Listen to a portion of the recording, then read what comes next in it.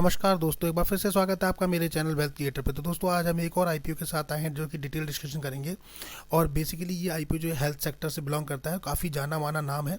ये बेसिकली एक TPA company है जिसको थर्ड पार्टी इंश्योरेंस एडमिनिस्ट्रेटर के नाम से जाना जाता है। बेसिकली बहुत सारे लोग इसे जानते होंगे, बहुत ही जानी मानी कंपनी है। इसका नाम है दोस्तों मेडी एसेट। बेसिकली इस कंपनी का नेटवर्क काफ़ी बड़ा है दोस्तों, और ये काम करती है इंश्योरर और कंपनी के बीच में बनाती है। और आपका जो है टीपीए जो है हेल्थ इंश्योरेंस कंपनी के साथ टाई अप रहता है इसका। तो बेसिकली ये फैसिलिटी प्रोवाइड कराती है आपको, जैसे कैशलेस फैसिलिटी है और अदर फैसिलिटीज़।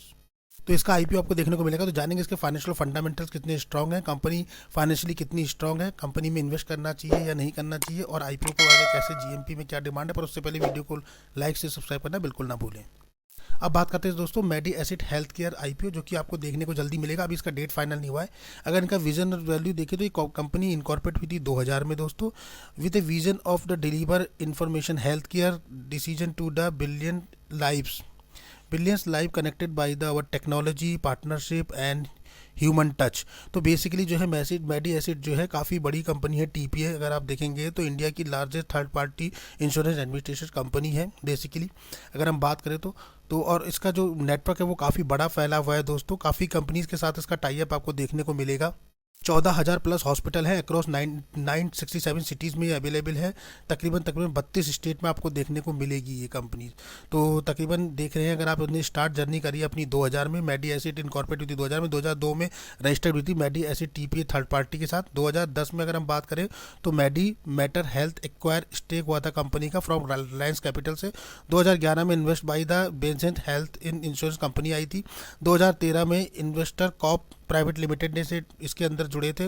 2016 में टीपीए एक्वायर्ड किया था डीएचएस ने। 2018 में मेडी एसिड रिक्वायर्ड किया था, मेडी एसिड इंश्योरेंस टीपीए सर्विस में आ गई थी। 2022 में भी 22 में लॉन्च किया मे फेयर के नाम से। तो इस टाइप से था। तो देखें तो इंडिया की largest third party insurance administration company है, यानी टीपीए कंपनी है दोस्तों। और इनकी टेक्नोलॉजी जो है फर्स्ट अप्रोच करती है to collaborate with the insurance to the offer our members cashless facilities के लिए। ये करती है नेटवर्क जो हॉस्पिटल इसके पास हैं काफ़ी अच्छे हैं, काफ़ी अच्छे हॉस्पिटल का बेस है। इनके जो है प्रोवाइडर जो नेटवर्क कंपनीज है वो 14,000 से प्लस है इनके पास। 14,000 प्लस हॉस्पिटल नेटवर्क के साथ साथ 967 सिटीज़ में अवेलेबल है, सिटीज़ एंड टाउन में, और 32 ये इंडियन स्टेट में अवेलेबल है। वहीं स्टेक होल्डर में बात करें तो रिटेल पॉलिसी में ये काम करती है इजली, कॉर्पोरेट एम्प्लॉइज़ के साथ है, कॉर्पोरेट एचआर के साथ है, सर्विस प्रोवाइडर है, इंश्योरेंस मैनेज मेंबर क्लेम करती है, और एजेंट इसके हैंडलिंग करती है क्लेम स्मूथली प्रोसेस करने के लिए। अगर आगे बात करें, इसके साइट पे जाते हैं देखते हैं तो 6M के लगभग इसे क्लेम रिसीव हुए सक्सेसफुली जो इसने करे हैं। 226 के लगभग इनके पास जो है वो काफ़ी अच्छा 138% कंट्री में है, 81 ऑफिस हैं। तो काफ़ी अच्छा ब्रॉड नेटवर्क दिख रहा है। 14K के लगभग अगर आप देखेंगे तो प्रोवाइडिंग पार्टनर इनके साथ हैं। तो काफ़ी बड़ा ब्रॉड नेटवर्क दिख रहा है। अगर इनकी सब्सिडरी की बात करें तो मेडी एसिड है, मेड वेंटेज है, मेफियर है और रक्षा का है। तो इस टाइप से ये 4 उसमें सब्सिडीज़ में काम भी कर रही हैं अपने साथ, यानी कि 3 सब्सिडीज़ और भी जुड़ी है मेडी एसिड के अलावा। वहीं बात करें इनकी एक्सपर्टीज़ की, इनकी एक्सपर्टीज़ जो है वो बेनिफिट एडमिनिस्ट्रेशन में है, इंटरनेशनल प्राइवेट मेडिकल इंश्योरेंस में है, सेल्फ फंडिंग प्लान्स में इनके काफ़ी अच्छा देखने को मिलेगा आपको, मेडिकल वैल्यू ट्रैवल में है, ब्रॉडलाइन नेटवर्क है, प्रोडक्ट एंड टेक्नोलॉजी काफ़ी अच्छी है। तो ये इसके जो है फीचर्स हैं जिसकी वजह से पसंदीदा है ये। फाइनेंशियल ईयर 2023 तक की बात करें तो 145 billion plus premium under management आया है, ग्रुप और रिटेल दोनों का है।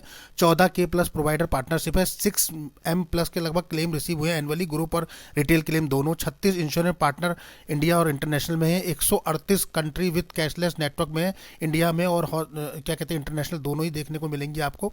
उसके अलावा बात करें तो 81 ऑफिस हैं इनके पैन इंडिया में, इंक्लूडिंग गवर्नमेंट और सेमी गवर्नमेंट ऑफिस दोनों मिला के। 9,500 प्लस इंटरप्राइजेस क्लाइंट है इनके। 226M plus total life secure की है इन्होंने अभी तक, इंक्लूडिंग गवर्नमेंट और सेमी गवर्नमेंट की बात करें। वहीं अगर आपके एम्प्लॉय बेस की इनकी बात करें तो 5,400 प्लस के लगभग इनके एम्प्लॉय भी हैं। वहीं बात करें दोस्तों तो मेडी एसिड जो है partner with group account employees के साथ है to administrate their employ health insurance plan in India, और accordingly the partner with the insurance company to the administrator health insurance plan to retail customer, individual insurance policy holder and publicly funded health scheme, government scheme. तो इस type में ये 3 segment में काम करती है। तो काफ़ी अच्छा है, मतलब देख रहे हैं गवर्नमेंट सेमी गवर्नमेंट के साथ भी काम कर रही है और थर्ड पार्टी वेंडर। उसके अलावा मेडी एसिड जो है वो ऑपरेशनल एक्सीलेंस है, टेक्नोलॉजी इसके पास है, deliver to high quality health insurance and administration services. तो काफ़ी अच्छा है इसका। तो ये हम पहले भी बता चुके हैं कि 14 के प्लस के लगभग प्रोवाइडर पार्टनरशिप है। इसके बाद 6M प्लस के लगभग क्लेम रिसीव हुए हैं एनुअली। 36 इंश्योरेंस पार्टनरशिप है और 138 जो है कंट्रीज़ में विद कैशलेस इनके पास ऑप्शन है, यानी इंडिया और इंटरनेशनल दोनों ही उसमें। अब बात करें तो हेल्थ केयर कोलैबोरेशन करती है 36 इंश्योरेंस कंपनी के साथ इंडिया में, इसके साथ है वर्ल्ड वाइड। ये है 31 मार्च 2023 तक की रिपोर्ट के अकॉर्डिंग। उसके अलावा बात करें रेवेन्यू जनरेशन की बात करें तो retail portfolio for the financial year 2021-22 और 23 की बात करें तो 21 में 494 मिलियन था, 22 में बढ़ के हो गया 579 मिलियन और 23 में बढ़ के हो गया 570 के लगभग मिलियन।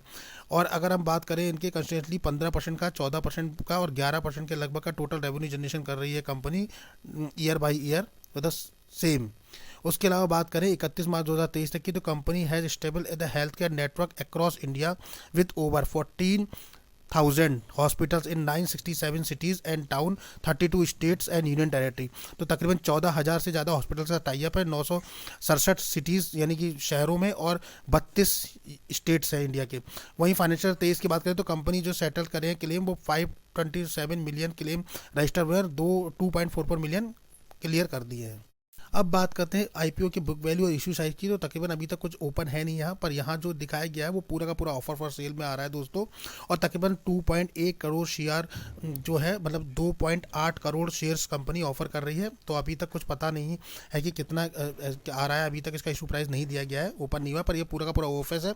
और हेल्थ केयर आईपीओ की जो है डेट अभी तक अनाउंस नहीं हुई है। उसके अलावा जो है इसका प्राइस बैंड भी अभी अनाउंस नहीं हुआ है। तो जैसे ही वो होगा हम आपको अपडेट करेंगे आगे। बाकी कंपनी होल्डिंग पैटर्न की अगर हम बात करें, कंपनी होल्डिंग किसके पास है, तो यहाँ कंपनी होल्डिंग पैटर्न जो बता रहा है वो प्रमोटर जो कंपनी के डॉक्टर विक्रमजीत सिंह चटरवाल जी है और Mater health management private limited इसके जो है, और बेसर में इंडिया कैपिटल होल्डिंग है इनके पास। तो तीनों के पास 77.14% के लगभग होल्डिंग है। इसके बाद कितनी रह जाएगी इस आईपीओ के बाद ये अभी डिक्लेयर नहीं किया है। वहीं रिजर्वेशन चार्ट की बात करें तो क्यूआईबी को 50% का पोर्शन दिया गया है, रिटेल कैटेगरी के लिए 35% का पोर्शन रखा गया है।